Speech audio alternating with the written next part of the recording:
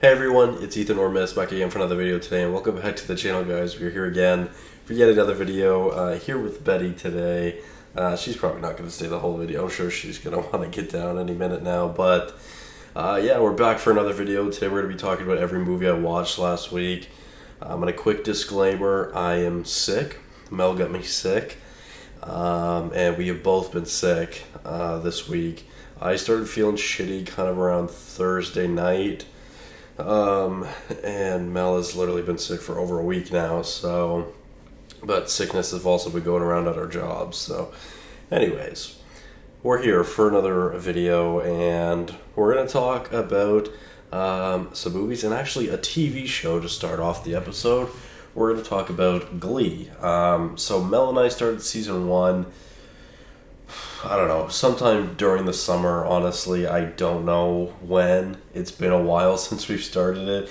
We just finished season 1 earlier this week, and yeah, it took us a long time to get through season 1, to be honest. And I didn't really love season 1, but overall it was like okay, like it was kind of mid. I didn't really enjoy season 1. I don't know how Mel really felt about rewatching it. But let's move on to season 2. Season 2 was a really great season of television. I really enjoyed it. I don't watch a whole lot of TV, but I really enjoyed season 2 of Glee, and Sue is going to go down as an all-time GOAT character and one of my favorites, I think, by the time Glee is over. So we're already on season 3. We started season 3. We've finally been introduced to Grant Gustin, which I've been waiting for and I've been so excited for. So finally glad that Sebastian is now in Glee. So with that being said, let's get on to the movies of the week. Now, let's start with The Conversation, which was my least favorite of the week. And honestly, I know I'm in the minority for not enjoying this movie. This has an average of, I think, a 4.2 on Letterboxd, and most of its rankings get either a 4, 4.5, or a 5, and I really didn't enjoy this movie. I'm sorry, I just don't think it's that good at all, and I really don't think there's much to enjoy here, and that's my personal opinion. It's just not for me, to say the least, so I only ranked it a 20 out of 100, so not very high. Sorry, Francis Ford Coppola, but I just didn't really enjoy it. So with that being said, I am going to try to go through some of FFC's filmography this week to see Megalopolis in theaters. So that'll be exciting. But let's move on to Payback Straight Up, which is the director's cut of Payback by Brian Helgeland. This came out in 2006, I believe. And I don't know, I didn't really enjoy this one either. This was a recommendation from a coworker of mine. I didn't really enjoy this one at all. I ranked it a 39. And similarly with the original, I only ranked it a 44, so a little bit higher. I think it is better than the director's cut, to be honest, which is rare, but not by much. I mean, I only ranked it a few points higher. They both have that 2-star average. And yeah, I just didn't really enjoy it, or not average, I should say. Anyways, I didn't really enjoy either version of the movie a whole lot, but I did enjoy one more than the other. With that being said, let's move on to an iconic staplehood. Is that right? Staplehood? That seems wrong. Anyways, an iconic staple of Ethan's childhood. I think that's what I wanted to stay? Fuck. I'm sick, man. I haven't talked this much all week.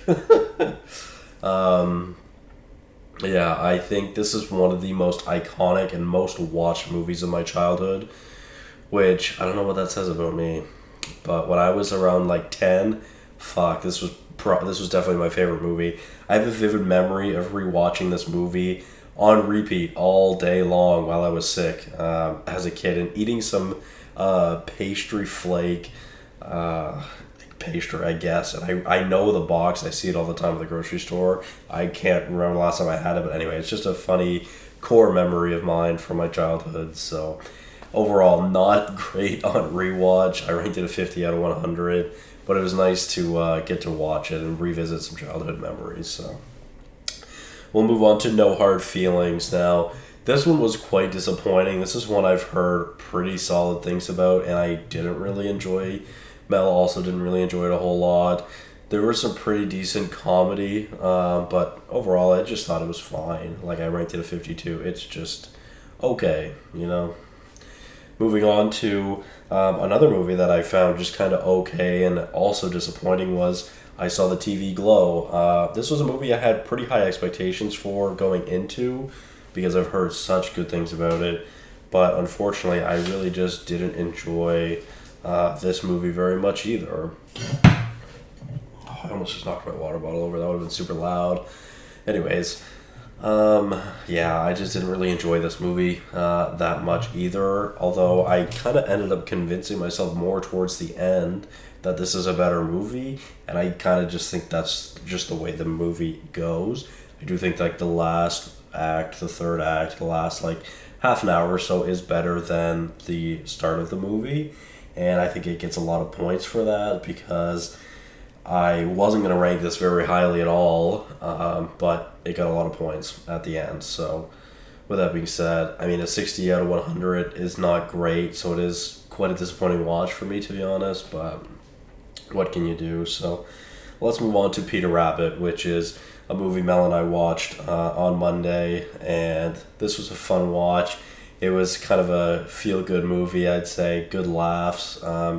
Really, it was just a random movie that we wanted to watch. We decided to put it on. Mel hasn't seen it in a long time. I've never seen it, and kind of just made me fall in love with Domhnall Gleeson, which I want to watch just more of his films, really, to say the least. So, shout out Domhnall Gleeson. Let's move on to The Abyss, which is another one that I felt kind of disappointed in. Not as much, though. 65 out of 100. This one felt kind of long at times, although there was some great acting throughout. And some pretty interesting visuals as well. Of course, the colors throughout this movie, really solid. And I do feel like, of course, like most of Cameron's movies, this is quite an accomplishment, especially for the time.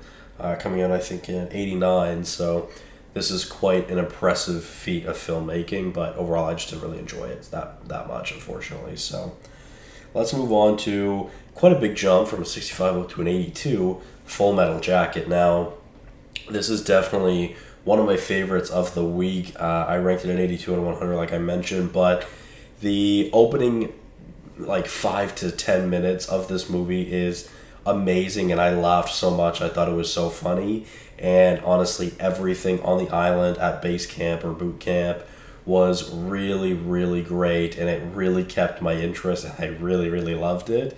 The second half of the movie, once we're actually in Vietnam, I don't enjoy more, but I see this movie is quite polarizing for that fact, where a lot of people prefer the second half rather than the first half, so that's interesting. I would like to give this a rewatch to see which end I would enjoy more. But yeah, one of my favorite opening scenes from a movie in recent memory, to be honest, that I've watched. So really enjoyed this, and this one's going to be sticking with me, I think, for a while. And it's also a great anti-war film that really dissects the character of yourself through a war and how that affects you and your mental health. So let's move on to True Lies, which honestly might be my favorite watch of the week. It's not the highest rated, but I really, really want to rewatch this movie because I really, really love this. This was a 2.5 hour movie that fucking flew by for me. I loved everything about this, honestly. I just didn't want to give it a much higher of a ranking, but I don't know, on rewatch, who knows what this could be, because, again, I really, really enjoyed this movie. Ranked it an 85 out of 100. And this actually turns out to be one of my favorite Cameron films. So that's quite iconic. And Arnold has just become my favorite actor from the 90s. That spot was reserved for Bill Paxton, but it is now Arnold Schwarzenegger. So, yeah, shout out Arnold. Let's move on to, I think, top 3 of the week now with The Fall Guy. Mel and I watched this on Tuesday, I believe, this week. We both really enjoyed it. I think Mel has it at a 4.5, and I have it at a 4. So yeah, we both enjoyed it. I have it at an 87.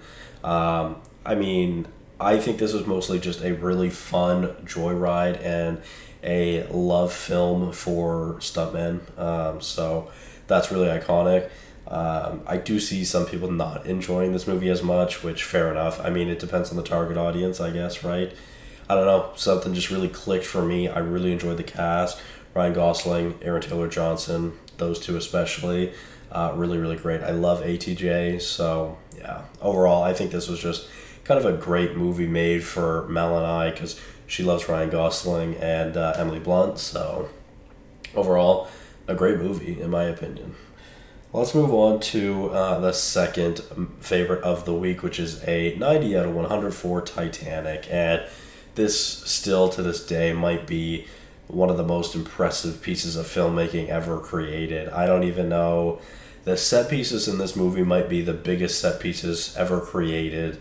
And I mean, that makes sense because it's the Titanic. And I haven't watched this for a very long time. I watched this, I think, 3 or so years ago before I was ranking movies. I think it was either Christmas of, like, winter of 2020 or winter of 2021. I really can't remember, but I'd seen it years ago, and you can read my review, but I absolutely sobbed at this movie. I didn't cry a whole lot this time around. I did still tear up a little bit, but overall I didn't, like, just bawl, especially not like I did the first time. The first time I watched this movie, I was a fucking mess.